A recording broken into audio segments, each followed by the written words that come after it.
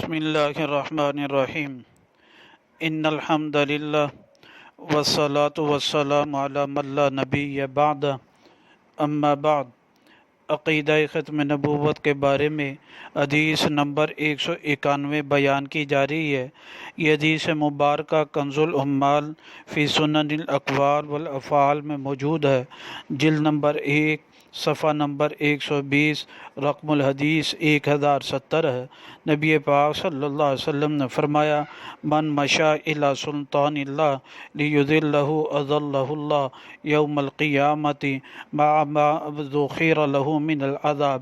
مایا جو شخص اللہ کے حاکم کی طرف چلا تاکہ اسے ذلیل کر دے، میں قیامت کے دن اللہ سبحانہ وتعالیٰ اسے ذلیل کر دیں گے جو اس کے لیے جہنم کا عذاب جمع کیا گیا ہوگا۔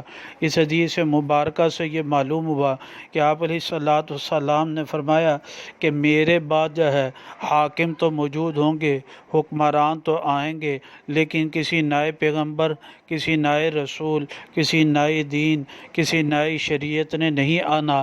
بس حکمران آئیں گے، حکمران عادل ہوں تو ان کی عزت کی ضرورت ہے، ان کی اطاعت کی ضرورت ہے۔